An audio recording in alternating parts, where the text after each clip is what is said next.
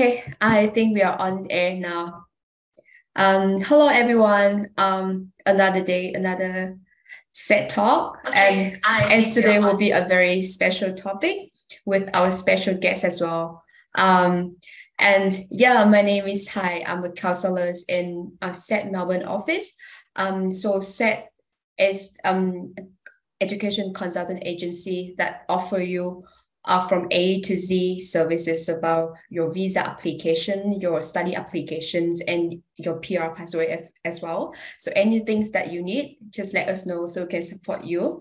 And today's topic, we are going to talk about one of a very, very hot trend course that a lot of Vietnamese students, they are interested in, and they really, really want to study this course.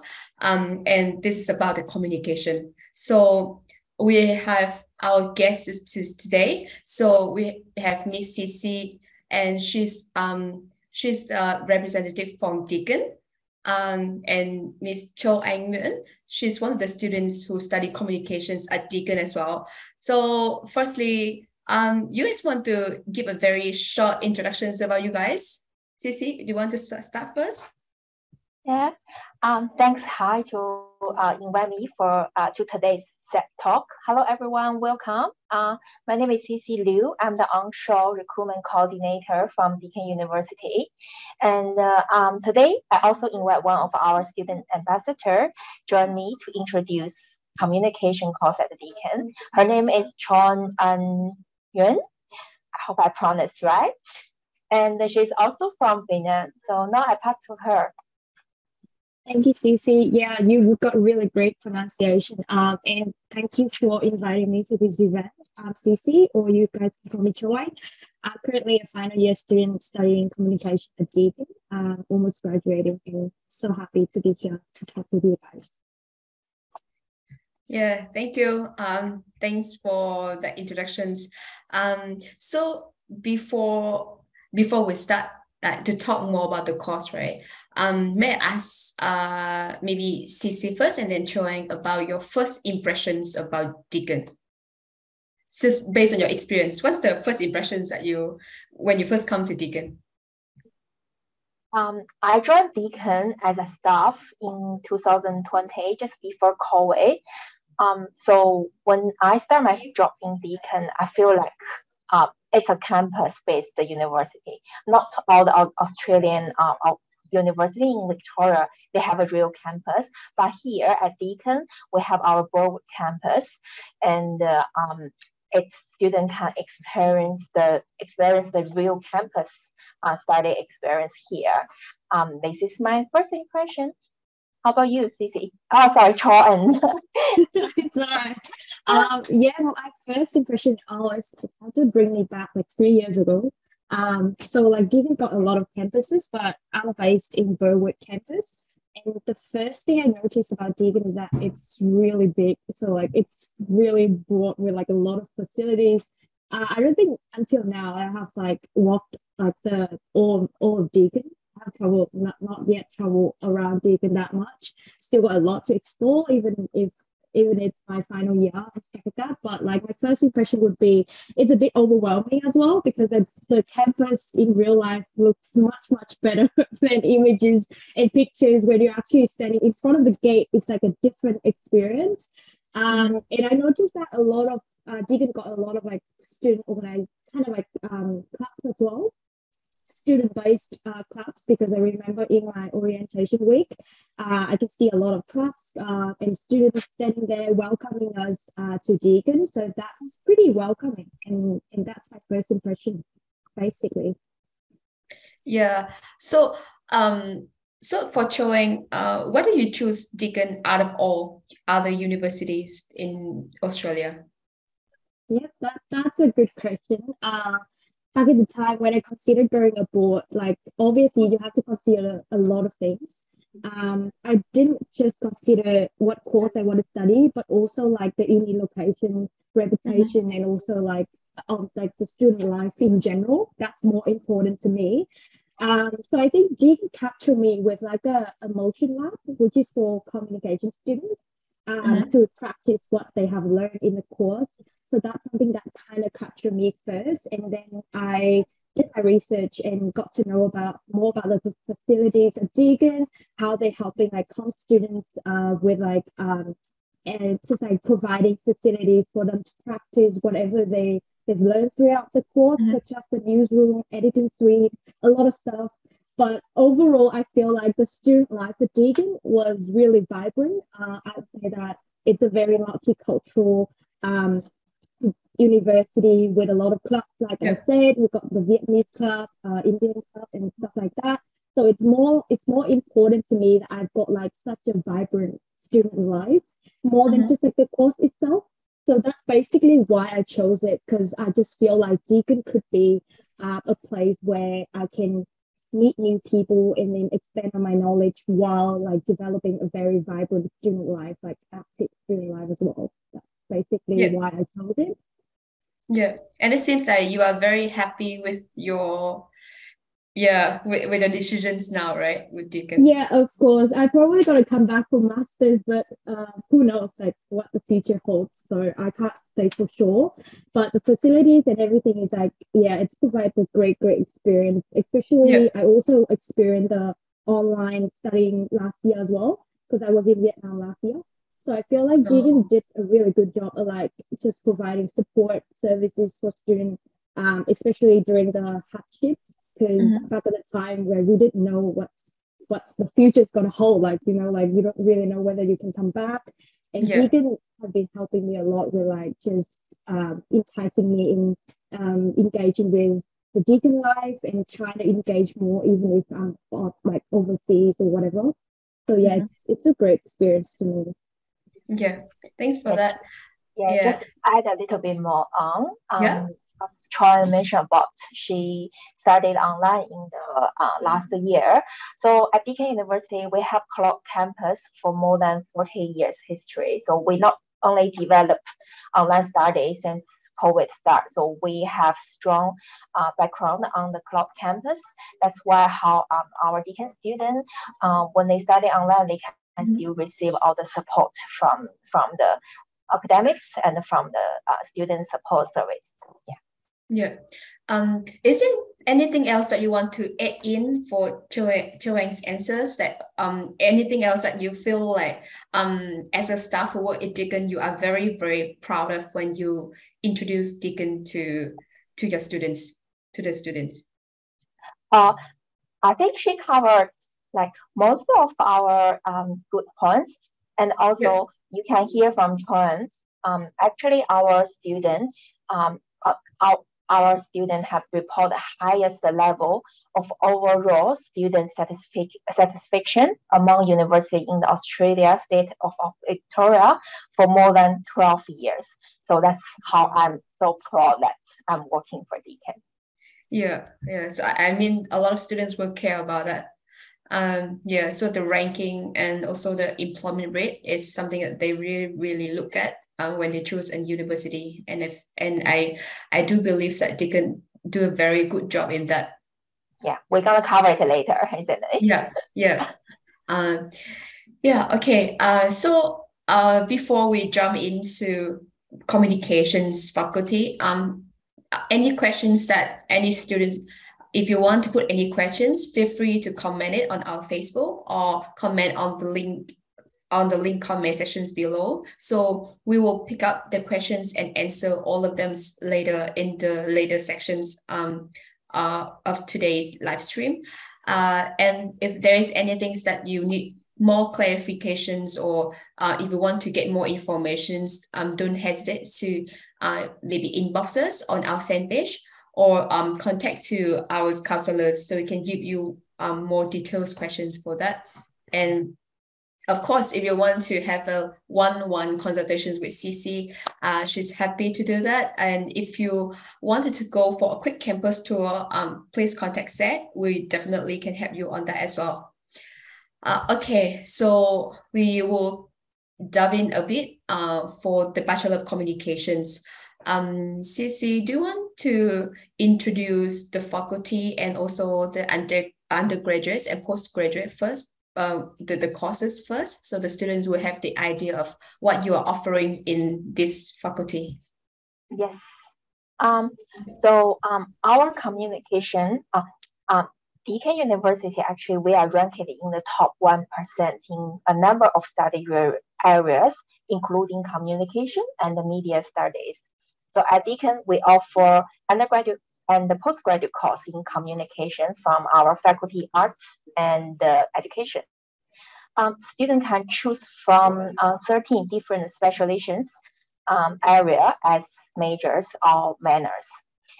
Bachelor of Communication is 3 years full-time degree, and the Master of Communication is 2 years full-time degree. Both courses are offered in 3 trimesters, which means students, you can choose from either March or July or November of the year. Yeah. So what about the courses that you're offering, like related to communications? Yeah, we offer Bachelor of Communications. They are in 4, you can choose 4 majors sequence from Bachelor of Communication. And we offer Master of Communication as well. Those 2, related to Bachelor, related to communication. Yeah. So for the Master of Communications, just want to clarify a bit. So if the students from any bachelor background that can enter the master degree, or it has to be a certain degree that can lead to the master? Yeah, for the 2 years full-time degree study of Master of Communication, we are accepted any study background student application, but therefore the student has to study 2 years. But for a student like Châu Anh, she already finished Bachelor of Communication. Then when she applied for master, she had a chance to get some of the credit exemptions, which may reduce the 2-year study length to 1.5 years or even 1 year. Yeah. Okay. Thanks for that. Okay. So Châu Anh, can you tell us a little bit the reason why you chose communications and not other job, any other course that you wanted to study? Yeah, thank you for that question. I believe that when you choose a course, you have to kind of see what your strengths and what weaknesses are to kind of choose whatever course you want to go, because that's going to determine your career pathway as well. So back in the time when I choose my course, I kind of like asking myself a question like, what am I good at? And something that I picked up is that I'm pretty sure that I love communication and working with people.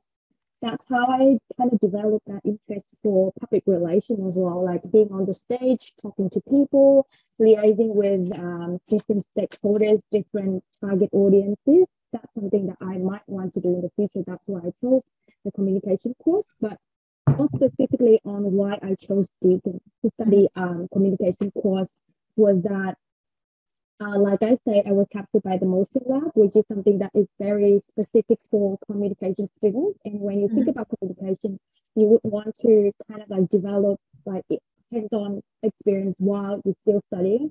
That's something that you should care about, like how that university can help you in develop that kind of skills, and whether you're going to have like some space and also like chances to practice that as well, whether they got the facilities to do so. That's very important, especially for my course. And I also noticed that they offer like a very flexible course structure with like a lot of room for electives, which I find highly relevant in such an integrated field like communication, where you want to study even marketing or advertising or PR.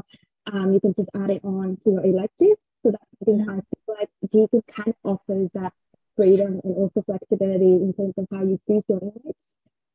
So that's basically why I chose Deakin in general, and also like communication in general. But yeah, depending on your strengths, obviously, that you can determine what course you want to go for. And when you actually do your research on the course, you have to kind of know what the course is going to require you to do like before graduating. Then you can determine like how like or like what university can help you to do so. So yeah. Yeah, so I think this is one of the things that I always mention to our students. So if you want to choose the course, you look at the course structure first, read all of the descriptions of every single subjects that you're going to study. If you feel like you're interested in it, you belongs to the course, then yes, it's definitely is something that you wanted to study. But if you feel like it's not something that you are interested, then maybe you have to find another one that can suit you. But based on my experience, I know that communication is a very, very hot trend and also a very good career outcome in both Australia and Vietnam, especially recently for all university in Vietnam. If any students graduate from communication course, they definitely can get a very, very good job. And then I think the entry requirements for the communication course in Vietnam is getting higher and higher nowadays. Yeah, that's why a lot of students are interested in working in this field, because they feel like it's very active. You have the chance to, be creative as well. So is this something that you're looking for? Yeah, of course. It's expanding every day, and then you can see like a lot of trends are coming, and then everything's changing with the technology as well. So communication is not the same as it used to be like 5 years ago. Let's say 5 years ago. Now, when we talk about communication, there's actually a lot of directions you can kind of go on. So that's something that I feel like it gives us that kind of freedom to kind of like expand on what we have already known and then apply it into our career pathway. But yeah, because it is a very hot field, that's something that I feel like when talking about communication, probably setting out a mindset of what you kind of want to do, like right at the start. For example, imagine the scope of work you're going to do in the future. Why choosing the course would be something that I feel like would be very practical for the students, because like going along with your study, like that's something that you will apply when you go into like a real workplace. So thinking about that, and then thinking about like the skills you can get from uni to apply into the job. Yeah, that's very critical. Yeah. I had the chance to work in this field for around like 7 or 8 years ago in Vietnam, and I feel like it's very different now. I mean, 8 years ago when you mentioned about communications, they all think about, okay, if you're doing like marketing or communications, basically you are doing some like advertising. So the only thing about advertising when think about communications or marketing.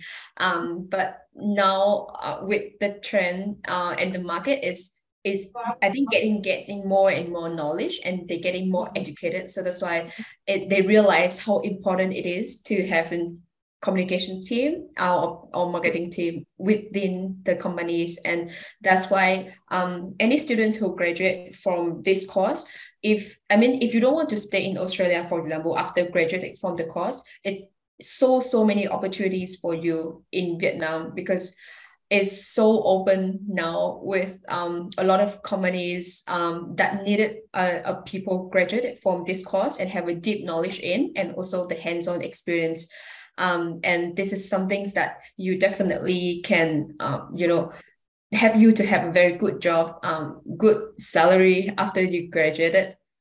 Yeah. So, Cece, can I know a bit about the support from Deakin for any students who study in this course? Especially, I know that your campus has a very good locations that have the students can have the chance to, easy access to all others facilities, and also easy to get a networking events, join in any events.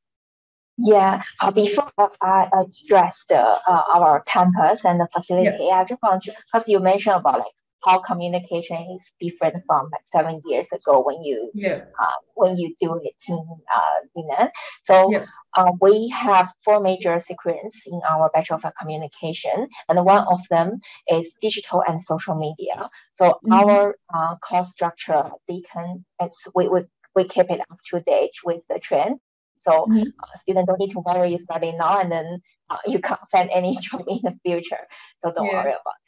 Yeah. But do you know if they're teaching something like doing TikTok trend or something like that during the course? They do actually. Oh, they do? You can ask we from SET from Deakin, and we have a professional development section on Monday, and we invite one of the course director from the communication, and he is teaching us how to shoot video and how to create social media content on TikTok and Instagram reels. So that was really fun. Yeah. I think it must be a very fun experience, and teaching you maybe like how to be a KOL in the future as well. Right? That's right. Yeah. Okay. Yeah. So how about the campus locations and facilities that you mentioned? Yeah.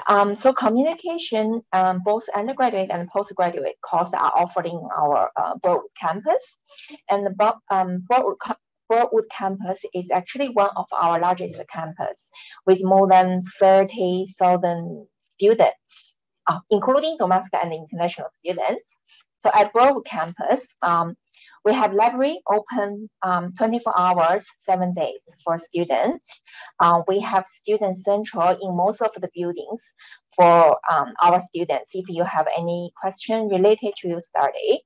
And we have our international student advisors, which can provide consultation to our international students as well. And we have DUSA. DUSA is Deakin University Student Associations, with more than 100 of clubs that students can join, and also it definitely will enrich the students' university experience. So I believe all the facility in Broadwood campus is really easy for students to access. Also, especially for faculty A and E, we have students have the chance to use the advanced facilities such as Deakin motion labs, and we also have a professional, I think it's a television studio based in our Broadwood campus as well. I believe Chuan maybe can address for any special facilities she has been used in Broadwood campus. Yeah, of course. So in my course, I remember I used a lot of let's say the teaching lab. So I was at the teaching lab a lot, because it offers like full access to Adobe Creative Cloud, which is very helpful for my advertising unit, where you have to work with softwares and stuff. So that's something that you would want to kind of make use of while you're at uni, because that's something that can prepare you for the workplace where you start to work with that software day by day. And another one is like the newsroom, or even though I was not a journalist, kind of like journalism student, I still got access to that with like the screens, and probably if you want to practice or recording, let's say just recording practices out of nowhere, in case you want to be like a journalist in the future, even though you're studying like PR or advertising, you can definitely do so. They've got the recording and streaming equipment as well. And I remember in one of my news reporting units, we went into a room where we got all the screens, and during study, like we got to actually practice as journalists as well. So like we were always ready to be on screen, you're always ready to write the script, always ready to report on topics and stuff like that. So I feel like it's more than just classes or more than just uni. It's about the real world, like how you picture yourself in the real workplace, being like a professional while at uni. So I think that's something that I use a lot. I don't know if that's considered like specialist facilities, but I feel like it's open. It's kind of open to students, like no matter what course you are in, or even editing room and stuff like that. You can also book, even though if you're not like a film student, you can also use that for your own good. So all of that is like more open to all students, more than just like for my course. But that's something that I use a lot. Yeah. Oh yeah. So one quick question here: have you ever borrowed a cameras from the film? From the film. Yeah. I'm going to actually, because I'm doing a project for Deakin. So I'm probably gonna borrow cameras and also microphones, hopefully, to kind of build that videos like kind of career series that I'm doing for Deakin. But yeah, probably we can also use the editing room if we want. So that's pretty exciting. Yeah, so I think you need to maybe like before you borrow the cameras, need to learn how to use that first, because I know that the cameras in Deakin is very expensive. Yeah, of very course. expensive equipment. I hope that I can actually borrow, but I'm not too sure. Even if we can't borrow, then we can also like kind of book a room at Deakin to do like recording or something like that, or probably make use of the newsroom, like I said. So yeah, it's just like depending on what you use that for, more than like the equipment and stuff. Like acknowledging that it's a very expensive thing to kind of handle. But I feel like they would be open if we know how to use it. But I mean, they have such as good and expensive equipments for the students to to borrow and use that and prepare for the whole course. So I think one of the questions that the students normally have about this course is that what you gonna do after you graduated from this course. So it will be related to the job outcome. So Cece, do you want to tell us about the job outcome of this? Yeah, sure. So I think when you study Bachelor of Communication, you work away. After you study the course, you work away with a diverse range of in-demand and highly transferable skills that the employers actually are looking for. So at Deakin, I believe after you finish study, student will have a critical skills to work across the industry, the worldwide. So some of the future careers can be like advertising art director, brand manager. What I can think about, journalist that Châu Anh mentioned. We have that in our specialization major as well, and editor. Also like event manager, and the other one's really quite hot topic in this in the trend is like the social media manager, some digital marketing supporter and the specialist, and also the other ones. There's one that I really interested in. It's a podcaster. I listen to podcasts a lot, and I always want to do my own podcaster. But I think probably I need to get some unit from this course first. But I think that's a lot of job available for the communication students. Yeah. So based on your experience, right, when you see the students graduated from this course from Deakin, what is the employment rate? Do you feel like they got employed right after they graduate and they got the job in exact field that they wanted to do? I think our graduation, the employment rate is actually the highest in Victoria, and also at Deakin, we are a really practical university, so we are keen to prepare our students to be ready for works. So during their study, we provide internship programs, work and industry experience for our students. So and after the graduate, we have Deakin Talent. Deakin Talent is our career and employment service that designed to empower our students to help them to find a job in the job market. So at Deakin Talent, students can have their resume or cover letter to be tailored, and students have found some interview resources, and also students can speak to the career coach.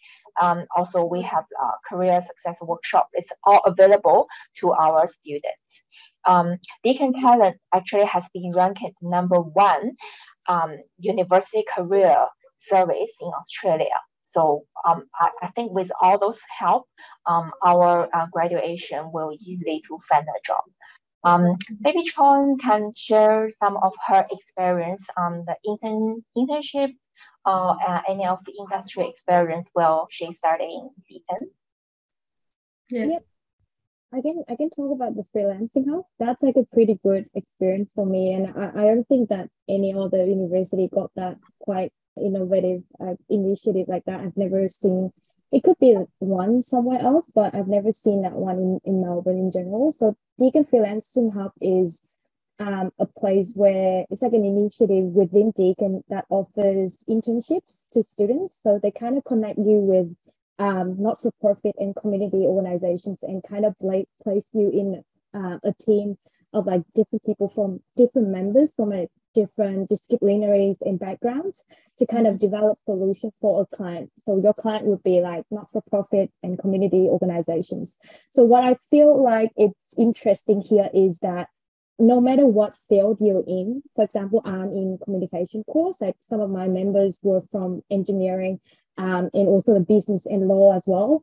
You got the chance to kind of develop like skills other than the skills that you can develop in your course, because you're working with people from different disciplinaries. They have different skill sets that can influence you and also help you to develop that transferable skills.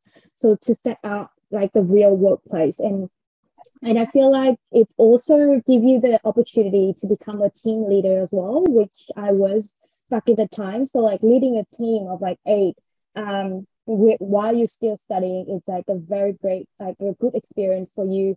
Because if you are to go in an organization and kind of like do an internship there, sometimes you will be kind of like just like intern or like having the roles of like an intern, but being kind of freelancer in that freelancing hub gives you the opportunities to take more initiative in what you're doing and take accountability of your tasks as well. So that's something that I feel like I learned a lot back at the time. So I was like apparently like a business and marketing intern or like freelancer in the hub, working with people, but also like a team leader. So it's building up on a lot of skills.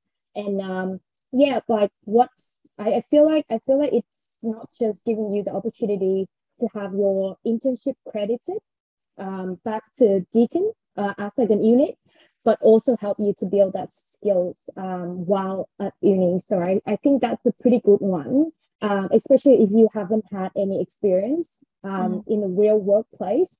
That's something that you can start with, because I did that in my first year when I didn't have any experience at all. So it's kind of introduced me to the real workplace more than going out and finding a job and then kind of like struggle with job searching as well. So yeah, that's something that I did. Yeah, but in which year did you do your internship? I did it in my first year because it's one of it's part of my course. But obviously later on I did all the internships as well. But I was just saying that that internship was an initiative like from Deakin. So like Deakin kind of connected me to have that internship. So that's pretty special for me. Yeah, so as a student who you're in the final years of the course, right? So what is the careers that you're looking at? What kind of jobs that you wanted to do after you graduated? That's a great question, because I've been in a lot of working environments and positions even before I graduated. So I feel like my career pathway now it's broader than like it used to be a few years ago. But I've got a lot of direction I can go to. But for now, I'm more towards like communication and partnership. So like not just PR, but probably broader, a bit broader, and then kind of more client-based like tasks and also client-based scope of work as well. That's something that I'm looking forward to. So not just PR or like communication in general in an organization, but probably something else like which is a combination between a communication and also partnership. So that's something that I'm looking forward to. Obviously, I just want to add on Cece's points in terms of like the graduation, graduation opportunities, like graduate opportunities when you study the communication course. It's the same in Vietnam. When you talk about communication, it's got like the two directions, like a very clear direction, which is client-based and agencies. That's something that like communication students might resonate with what I'm saying. So if you graduate from any communication course, let's say marketing, advertising, or PR, you probably got to think about the environment where you're working in first, then the scope of work. So the environment would be agencies or like client-based. So either you go in an organization and start within the organization, learn about the organization and do communication, marketing, or advertising for that organization, or you go in agencies and then you do for a variety of clients. So you do a lot of industries, you do the marketing, advertising, and PR for a lot of industries and learn from it. So it's that like two very kind of clear directions that people might think of. But like I said, communication is changing. And there would be a lot of opportunities in the future, not just what we've thought about like marketing, PR, or like advertising anymore. It could be integrated in the future, or it could be something else. So I'd say like depending on what the scope of work you want to do, then from there you can actually determine what your roles or like your title would be like. So yeah, it's very broad. So just be confident that you will get a lot of like opportunities after graduating from communication course, because basically all the skills you gain, you can actually go into project management or partnership or whatever, expanding on communication, not just communication in general anymore. So yeah, that's just a point that I kind of want to add on. Yeah, and I think I missed one point, like student, if you are really confident, you can start your own business as an entrepreneur. Yes, actually I know some of the students who graduated and then they have a creative agency, so they have their own business and very successful at the moment.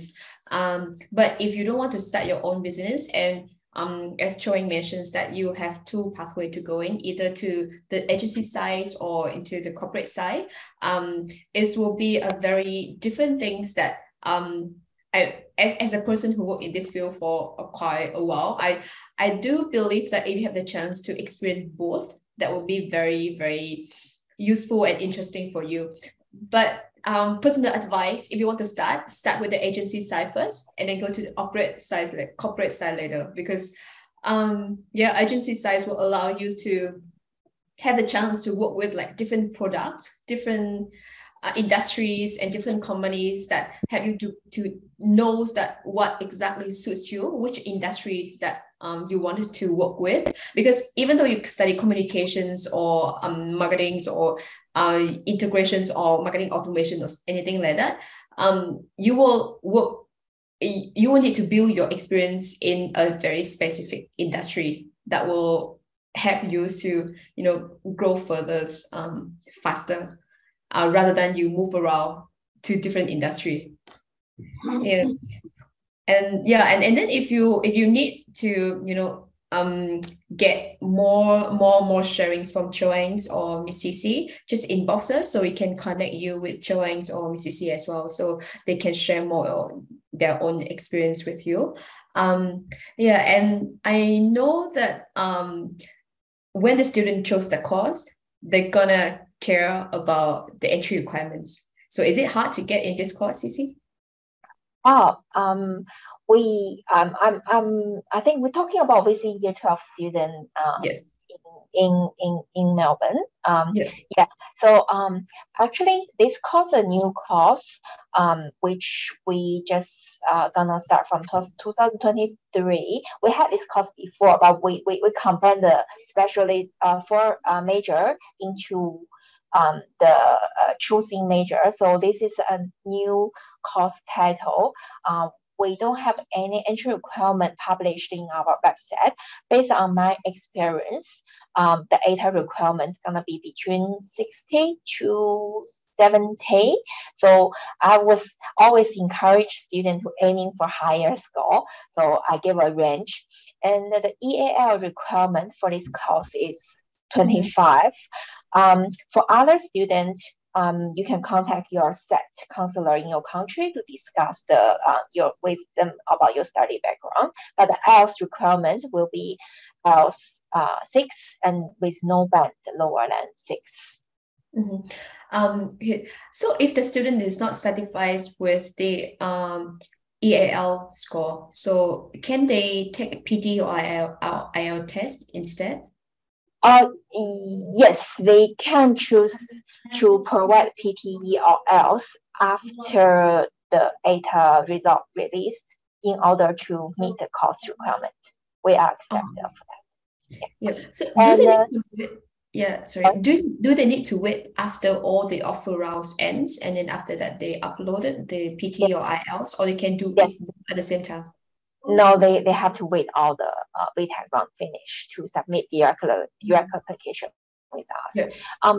If student doesn't meet the EAL requirement, doesn't meet the EAL 25, and their EAL is between 20 to 24, actually we have our duly pass week. So student can start from January for 5 weeks EAP course, and they can still after they pass the EAP course, they can still enter into the main Bachelor of Communication course from March T1. Yeah. How about the master degree? Do they need to have a certain GPA for the bachelor course in order to get in? Not really. We only request a bachelor degree, a completed bachelor degree. Yeah. So it has to be. Sorry. Yeah, just to quick mention about our pathway. So we have a academic pathway and the English pathway. So for students who didn't meet academic entry requirements, student can start from Diploma of Communication from Deakin College as well.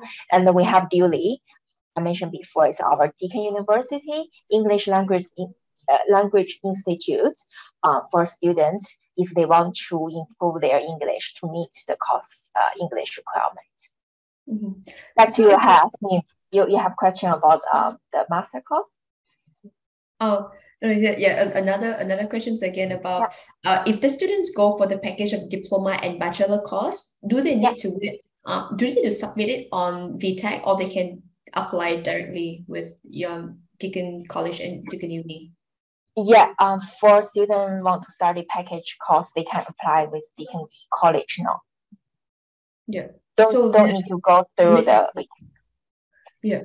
Okay. So for VCE students, the first thing that they need to remember is that you put Deakin as a first preference on the list. So when you receive the offer, you will receive Deakin offer first, and if your final results it doesn't meet with the entry requirements, then please contact us so we can consult you with another pathway. So you can either choose another course from Deakin, or you can go with a pathway that leading to the bachelor course. The duration is still the same anyway. Everything is still the same, even though you go for pathway or directly to bachelor. But it will be an easier way for you to get into whatever you want. Not necessarily has to directly to the bachelor course. And then is there any scholarship for VCE student this year? So we do offer scholarship to our international student. We have DVCS, our Deakin Vice Chancellor International Scholarship, which offers 100% or 50% of tuition fee reduction. This one, the DVCS, if student your VCE results is higher than 90 plus, so I will highly encourage you apply for the DVCS. We also have Deakin International Scholarship, which offers 25% of tuition fee. If your ATA is higher than 85, I will encourage you to apply for the DMS as well. Thank you. Thanks for that. Yeah. Is there anything you want to add in? We actually this year we offer early offer. So if students want to secure the place at Deakin, you can actually apply with us with Deakin University on study link now. You will receive a conditional early offer to secure your place at Deakin. Sorry, is there any deadline for the early offer, or is there any cost that excluded from the early offer? in the quota courses are excluded for the early offer, and the application deadline gonna be before the December round, the VTech round. Oh, okay. So the student just need to apply it before the first VTech round. Yes, but student will receive a conditional offer. The condition gonna be meet the course requirement, and also student still have to go through the VTech. So it means even though they got the conditional offer, they still need to put Deakin as a first preference on VTech. Yes. Okay. Yeah, it's a very interesting news for the students. So, NEBCE students, if you want to secure a seat at Deakin and you want to see if you can enroll in the course, please just put in an application. So you will receive unconditional applications that make you feel safer, definitely. And but just remember to put Deakin on the first preference on VTech. And then if any students who currently in Vietnam and looking for an opportunity to study at Deakin, don't forget to join our study expo on October. So there will be 2 expos from SET that coming. The first one is on the 9th of October in Saigon, and another one is 16th of October, which happened in Hanoi. So you will meet up with Deakin representative and know about entry requirements for the offshore applicants. So any students who in Vietnam who wanted to study at Deakin, don't hesitate to register for the events, because there's so many prize and a lot of scholarship was offered on the day as well. So we probably will head into the Q&A sections, because we have received a lot of questions from the students. I'm not too sure that if we can answer all of them during this event. But if we haven't answered your questions yet in this live stream, please just leave your contact details or your email address, so we can send you the answers of those questions later after the live stream. Okay, so we will go with the first questions on Facebook. They were asking because a lot of students are interested in this field, and they're asking if the job is competitive in Australia. So Cece, you want to share your opinions about that? Yeah. Oh, sorry. Oh, I'm so sorry. Oh, that's all right. Cece, you go. Oh, sorry. I'll go first. Go first. Châu Anh, definitely you can go first. Yeah. Yeah. I feel like this is actually a very highly demanded job in Australia. So well, when student means competitive, I think competitive is also a good thing. You need to think things in a different way. So I believe like if you are successful in your study and you have earned a lot of working experience, then you will be stand out from the graduate. So it's not gonna be not hard to find a job here in Australia. Yeah. How about Châu Anh? Do you want to share your opinions about that? Yeah. I would say that it's pretty competitive.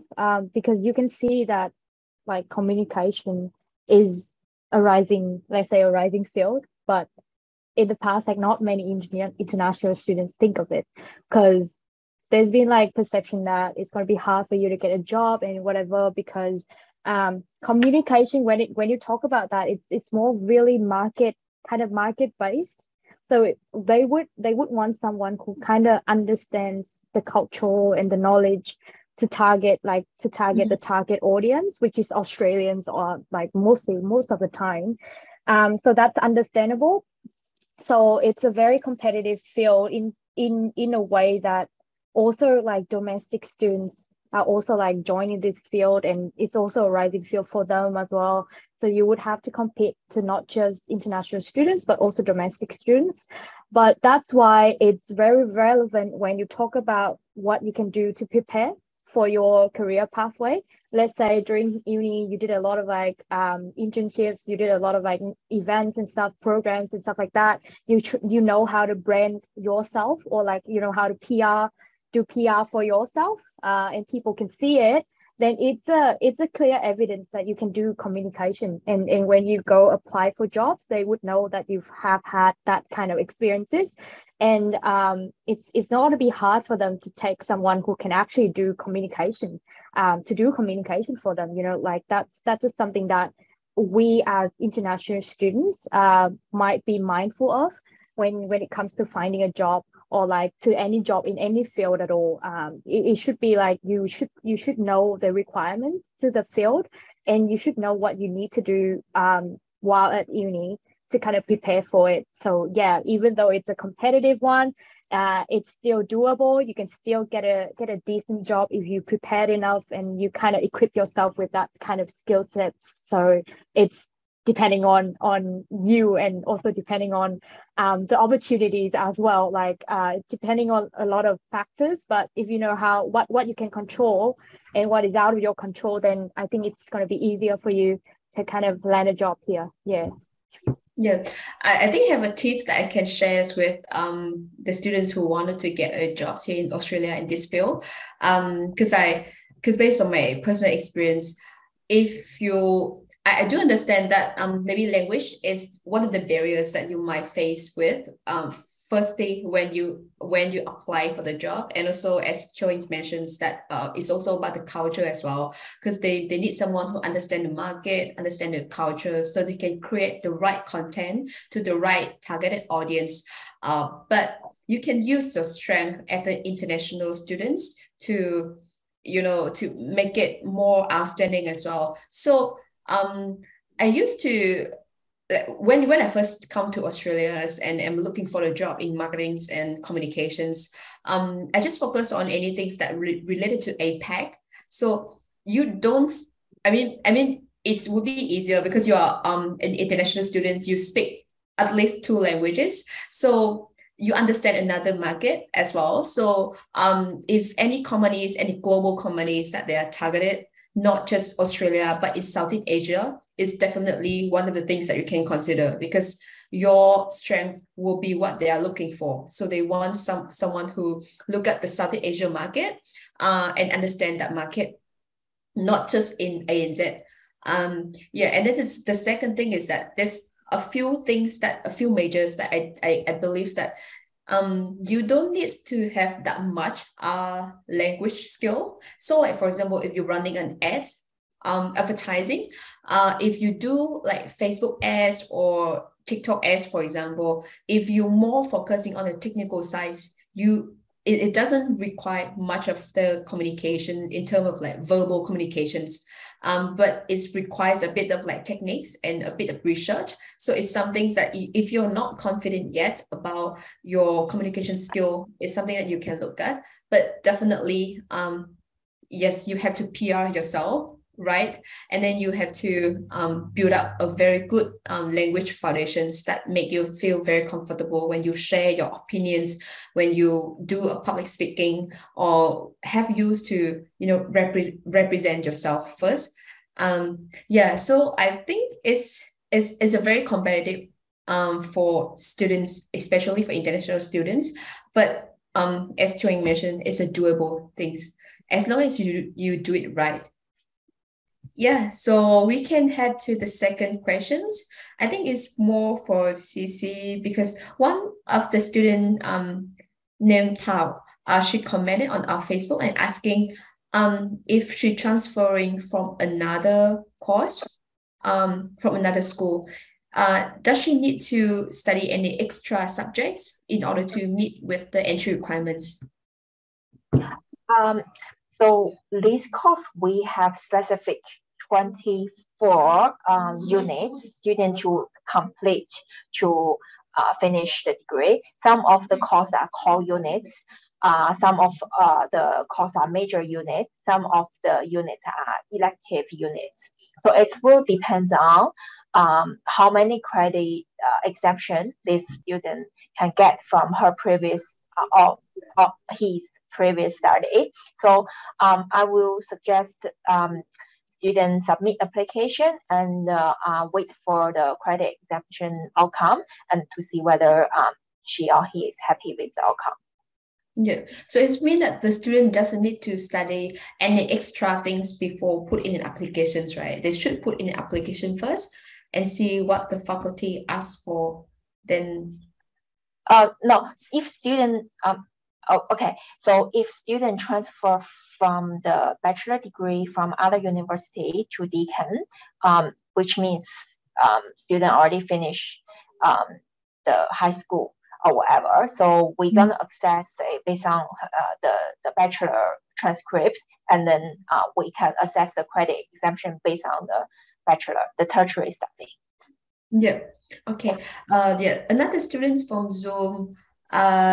Is that except for IELTS? Is Deakin accepted PTE or TOEFL or any other English degree? And also, yeah, and also, I mean, the same students. She asked for the duration of the bachelor course, and is there any ways to go for an accelerated course? So is there any way that they can reduce the duration? Yeah, so I'll answer the first question. We do accept the PTE academic and the TOEFL. So I will just based on the conversion of the PTE result and the TOEFL result to the IELTS. So it will be IELTS 6.0 with no bands lower than 6 equivalent. And the second question, we at Deakin we do offer 3 trimester per year. So student can choose 4 units in 1 trimester. This course will be 3 years bachelor degree. But if student choose to study like 4 units in each trimester, depends on T3, the November intake, like if the units are available for student. Maybe I'll ask Châu Anh to cover this a little bit more if she started any units in T3. But based on my experience, at least 1 or 2 units will be offered in T3. The student maybe can finish the course in 2 or 2.5 years. Châu Anh, have you ever started any units in T3, November intake? I don't think I have any units like that. Probably not. Yeah. Okay, but so as I mentioned before, students have they can choose elective units. So some of the elective units, if they want to accelerate their study, they can choose the unit that are available in T3. Yeah, thank you for that. So the next question is for Châu Anh. Can you share about the experience of studying communication in Deakin, and is that difficult or have a lot of writing? Yeah, thank you for that question. My experience, I'd say, because for me, I was the one who was like, I want to explore as many aspects of communication as possible. That's why I'm trying to get a lot of electives in advertising and marketing journalism in my first year. So kind of just figured out what aspects of communication I want to focus on. That's my first year. And then later on, I kind of like focus on more on the aspects that I like, which is marketing and advertising. So I'd say depending on the units and depending on basically the description of each unit and what requirements are for the units, that you're going to experience different aspects of communication. Let's say for journalism, obviously you've got a lot of writing, you've got a lot of reporting as well. So you need to be having that confidence and kind of ready mindset to be in front of the camera and stuff like that. But for advertising, sometimes is more about like sitting in a room and then thinking about ideas and kind of like generating ideas. So it's more depending on what kind of things you want to do that you would experience throughout your course. But I think I've experienced all of them, and I'd say that as like the more you experience, the better you get a hang of what communication is about. So it's not just about like talking to people or like talking to different stakeholders or target audience. Sometimes it could be writing or like drafting something to target that audience as well. So not just verbal communication, but also written communication as well. So I would say that a lot of types of communication is covered in the course. And for my course, which is PR, public relations, there was a lot of writing. a lot and a lot. So like different types of writing as well, not just writing essays. Don't think about essays that much. We do write essays, but we also write reports. We also write newsletters, news release as well. We also write social media posts. So a lot of types of writing. Yeah, it's like a different range of writing like types. So you would get yourself to kind of learn how to adapt to different types of writing, not just essays. So yeah, if you are not that confident in your written communication, then being in a communication course is the great opportunity for you to build that kind of like writing skills. Not just at uni, but like I said, you can also build reports and then new release as well to help you with your internships or work placements. So yeah, it's been a great experience, but also like I said, you got to be open to learn new things at the same time. So yeah, it's interesting and also challenging, but it's been a great journey for me. Yeah, thank you. Thanks for the answer. You have a questions from a student named Jenny. She asked might I ask if I mean, as a students, the students will have the chance to work in a foreign company, and will it be easy to fit in regarding cultures and language? So yeah, Joanne, you want to answer that because you did your internship here in Australia, right? Yeah. So yeah, that's a valid question because like I said, Australia is a multicultural country.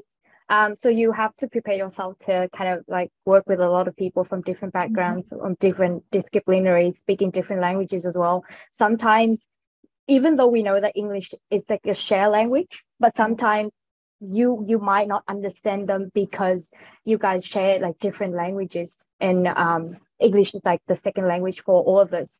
So I'd say, having worked with a lot of teams from different backgrounds, I'd say the best way to blend yourself in would be to spend time and learn their cultures and spend time talking to them. So like actually talking one-on-one, or it could be like noticing some key points in conversation that you can elaborate on during your work. So not just about working, but also like building connection and building relationships. I think that's very critical if you want to blend in. Like obviously studying abroad is like stepping like out of your comfort zone, like kind of just put yourself out there and then forward to do whatever things that you haven't thought about or like you haven't even prepared for it. But I would say that people here are very welcoming, and they're also really willing to learn just as you are. So they would be very willing if you say, I want a conversation with you. I want a one-on-one conversation with you. I want to learn your culture. I want to learn about the company, about your work as well, even if you're not from the same department.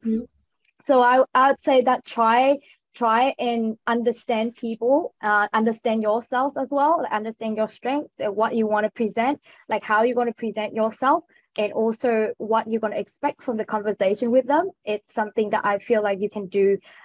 Like for me, before I go to any networking event, I've got a tips, which is list down like 3 points that I want to talk about, like with a person, and kind of aim for how many people I want to talk with within that event. Probably sometimes like 2 to 3 people, learn about them, remembering that whatever they talk about, or like sort of stuff about their languages, about their cultures, so that for the next event you kind of know about that culture more, and then you can elaborate on that one. So yeah, that's my tip on blending in. But obviously being in a multicultural environment is a way for you to grow. So don't be too pressure about blending in, like, because people will create opportunities for you to blend in. You don't really have to strive for it.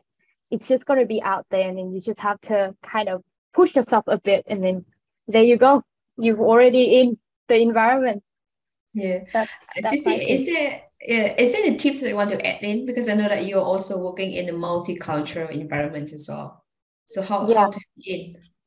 Well, because I work in these industries for international education, Communication, I don't feel like I have any problem to get familiar with the culture.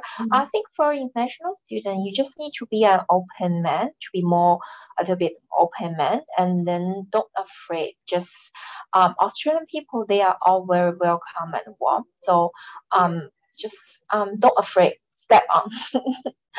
That's my tips. I agree with that. Yeah. And also, not just because when you come to Australia, there's not just Australians. So I mean, not just you don't just hear like Australian English. You will hear English from an Indian and Chinese and Vietnamese. It's a multicultural. So you don't. I mean, a lot of students, they afraid to talk because they feel like they have an accent. They feel like, okay, so maybe it's not the right English. So it's where they're afraid to speak out. So this is some things that I think they have to remove that hesitations because, everyone have their own voice and their own way to talk. So whatever accents you have, it doesn't matter. As long as people understand you, yes, you will have the chance to work here. It doesn't matter about your background, your accents, but it's all about your effort to work in, to blend in. So yeah, so it's some things that I feel like with the student, especially in communication fields, they need to build up their confidence by joining more the events, more networking events like Châu Anh mentions, or meeting with more people in order to build a diversity background knowledge in yourself, and it's where you can connect easier with other people. So the next questions, I think these informations we have mentioned it earlier in the first sections of the live stream, but the students still asking about that. Maybe they have missed that part. So Cece, can you let them know which campus that the student can study the Bachelor of Communication? The Bachelor of Communication and the postgraduate, the Master of Communication are all located in our Burwood campus. So both of the campus, they can choose to study that. No, they can. The only Burwood campus offer. Only Burwood campus. And Burwood campus is very near to the heart of Melbourne, so very easy for transportation. So you're very close to a lot of Asian restaurant, grocery, very convenient for that as well. So it will help you a lot when you live there. Okay, the next questions from the student named Hương Linh. Is it compulsory for the students to go for internship in order to graduate? So I think what she means is that sometimes some students, they don't go for internship in the company, but they do a kind of like the project instead in order to complete to fulfill that requirements instead of going for internship. So is it compulsory? I can cover it. So for Bachelor of Communication course, yes, they are called units called employability sequence. So the course student have to take to complete the degree. It will have some leadership transformation units, communication, and some of internship as well. Is that right, Tron? Because depending on my course structure, it's a unit in the course structure. So you have to do it in order to fulfill that requirements of the course. So yes, that's compulsory for my case, yes. But what happened if the student couldn't find an internship during the time? Is there any replaced way for them to do that? I think if that's the core units, which means we will help them to find the internship, right? I would say that, yeah, like you can find internship on your own, but like I mentioned, freelancing hub, that's something that Deakin offers as well. So they connect you to that organization. So basically you're gonna get an internship within like the hub. So yeah, that's not going to be a problem. Obviously, if you find one for yourself, like Deakin will help you to connect, kind of like to to kind of handle the paperwork and everything as well, to make sure that you got that register for the unit. But if you can't really find one, then Deakin is more than happy to connect you. Mm-hmm. So you definitely have the support from the team from Deakin, so for you to find a job or an internship.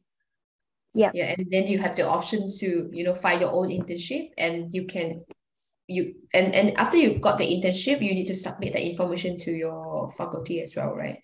Yep. Okay. Yeah. So probably we'll go with the last questions, and after we end the section, because there's so many questions that I don't think that we can answer that today. And also some of the questions, for example, about the job outcome, about the internship, we already mentioned it in the previous part of the live streaming. So if we haven't answered your questions now yet, maybe you can rewatch the videos and looking for that part in the videos, because we have covered that before. Okay, so the last question from the student named Ha Do Thanh. Does Deakin offer different project for the students to participate in? So I think I feel like they're very, very worried about the job outcome. That's why there's so many questions about internship and like projects and job. Yeah, we basically cover. So we not only offer internship, we also have freelancing hub, and Deakin Talent is a platform that students can use during after they join Deakin. So all of the project industry connections will be on the Deakin Talent. So students have lots of opportunity to access this resource. So don't worry about that. We are really focused on to prepare our student job ready. So that's our main purpose. Yeah. Thanks, Cece, for that. And also, I think I will put another last questions for Châu Anh as well, because it's also a bit related to job. But a student named Hạnh Nguyen, she wanted to know. I know that you're not studying you're not going to become a journalist because you want to work in marketing and communications. But the students asking if the students who study Bachelor of Communications in Deakin if they have the chance to do an internship in the big news in Australia, like 7 News or something like that. Have you ever met a friend or know a person who study at Deakin and work for that? I know some students in my unit, they kind of work for, like, let's say, when you think about the big news channels and stuff like that, they got different sectors as well. So it depending on what sectors you want to work for. For example, if you want to work for sports, like sports channel, they got a lot of channels in that one, then it's easier for you to target people from that sectors. So like depending on what you set out for yourself, I know like my friend who was like want to work for sports, he began with like just for a very small news channel where they do sports all the time. So he started with that first, like as an internship. Then with that experience, he then go on to apply for, like, let's say 9 News and stuff like that. So it's gonna be a long way for you to build that kind of like experiences until you get into that kind of big news industry or something like that. But it's all depending on what you want to do in that channel, like in that organization as well. So it's a big one, but like what field or like what things you want to report on, what things you want to focus on, that's more important. And if you know what you want to focus on, it's going to be easier for you, like just easier a bit more to be in that kind of like big news industry where they got a lot of people applying. And I know that they got like graduation, like a graduate program and also internship program as well, which is very competitive. But I wouldn't say that it's impossible if you build enough connections while at uni, because we got like lecturers and stuff like that. They also work in the industries. So building connection with your professor and lecturers is also a way for you to get that connection and whether they can be your reference. Because I've got my communication lecturer who has been my reference for 2 years now, and he's connected me to a lot of like jobs in diverse like working environments. So I would say to target that, then you would have to know people in the industry, and the way you do it is kind of like joining events, programs, but also connecting with your lecturers. So yeah, it's more about your preparation mostly. Yeah. So just to sum up the answers, yes, it's possible. So of course you have the opportunities to do internship is that, but before that you need to have very good preparations for yourself as well. So build up your profile, and sometimes maybe you have to start with something smaller first before you jump in a bigger news channels or bigger news companies. But yes, you have to prepare yourself by networking, by maybe like talking with your professors to get more advice, and also get some recommendations from them as well. But as you can see, the job outcome from this course is variable. So you have a lot of opportunities to work in different fields, in different job titles as well, and it's helped you to explore more with the job markets here. So yeah, I don't think that you need to be afraid of joining in this course, because it has a lot of potential, not just even in Australia, but in Vietnam and all other countries as well. Yeah. Okay. Thanks, Cece and Châu Anh, for joining us today. And thanks a lot for your sharing all the experience that you have shared today. And I think that is very, very useful for our students who thinking about studying this course. Thanks everyone for watching our SET talk. And we hope to see you very soon in our next talk with the next hot topic. Yeah, and have a great afternoon. Thank you. Thank you so much. Thank you, guys. Thank you. Have a nice day.